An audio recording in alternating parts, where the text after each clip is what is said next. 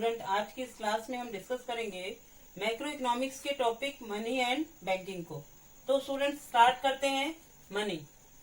सबसे पहले स्टूडेंट सब टॉपिक को देख लेते हैं, दैट इज बार्टर सिस्टम। तो students, what do you mean by barter system?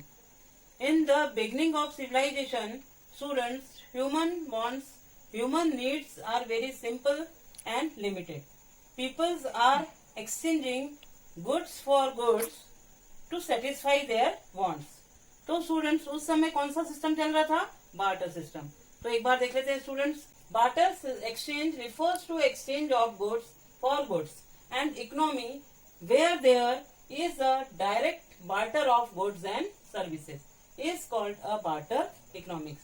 तो स्टूडेंट्स, बार्टर एक्सचेंज क्या है? ये exchange of goods for goods है, और इकोनॉमी में जहां पर बार्टर गुड्स और सर्विसेज का हो रहा है उसको क्या बोला जाता है स्टूडेंट्स?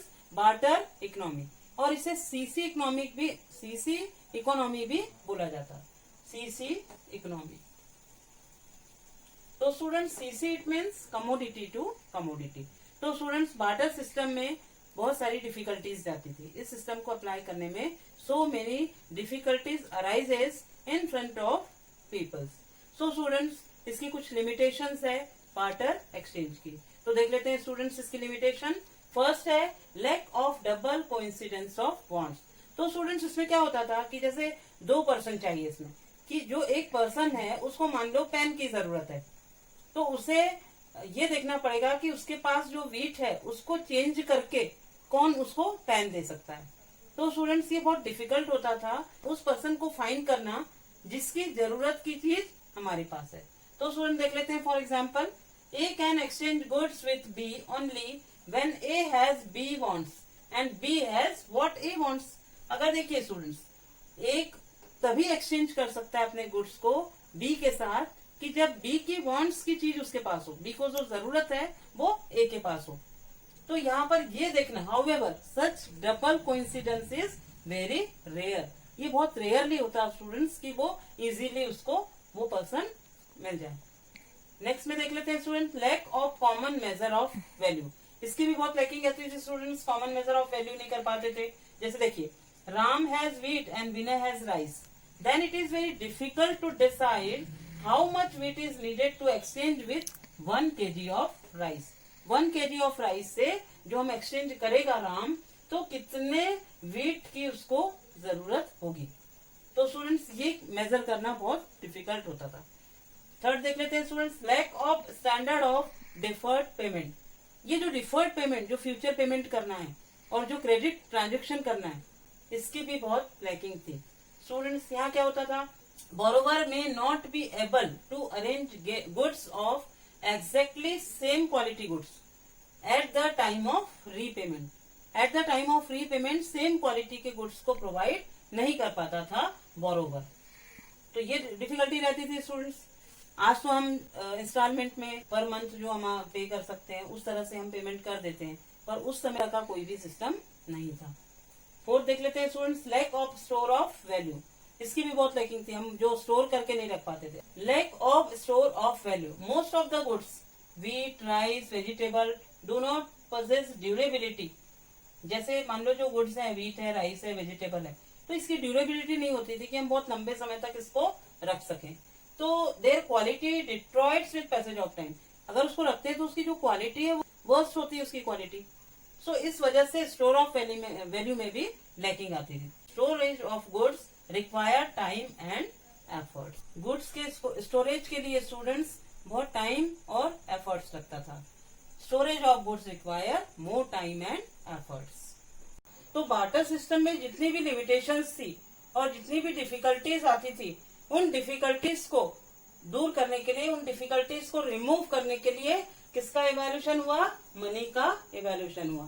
तो स्टूडेंट्स, कई सालों तक तो money, metallic coin, gold and silver coin, paper note का यूज, प्लास्टिक मनी आया। प्लास्टिक मनी में हम डेबिट कार्ड और क्रेडिट कार्ड का यूज करते हैं। इसके बाद स्टूडेंट्स अब तो ई मनी का भी इवैल्यूएशन हो गया है। तो स्टूडेंट्स, मनी ने अपने फॉर्म्स को चेंज कर लिया। तो स्टूडेंट देखते हैं कि मनी की डेफिनेशन क्या है। What is money? Money is anything which is generally accepted as a medium of exchange, measure of value, store of value and means for standard of deferred payment. Money वह है student जो generally accept किया जाता है as a medium of exchange के रूप में। अगर हम मनी को मीडियम ऑफ एक्सचेंज रख रहे हैं तो उससे हम मेजर ऑफ वैल्यू कर सकते हैं, स्टोर ऑफ वैल्यू कर सकते हैं और डिफर्ड पेमेंट भी कर सकते हैं, जो कि हम बार्टर सिस्टम में नहीं कर पा रहे थे। स्टूडेंट इसके बाद देख लेते हैं मनी सप्लाई।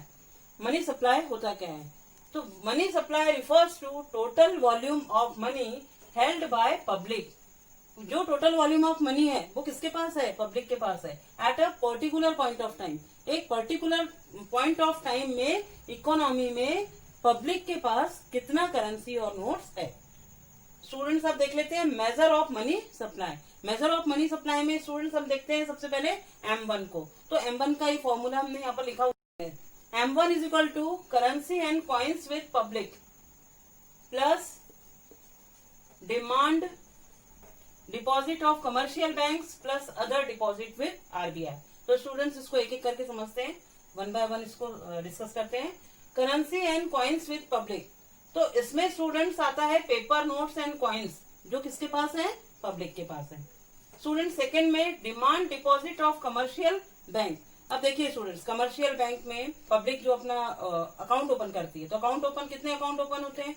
एक तो होता है current account, saving account and fixed account. तो स्टूडेंट इसमें जो अमाउंट, जो मनी कंसीडर किया जाता है, तो वो मनी होता है करंट अकाउंट का। तो करंट अकाउंट के जो डिपॉजिट्स है कमर्शियल बैंक में, तो उसको कंसीडर किया जाता है मनी सप्लाई में।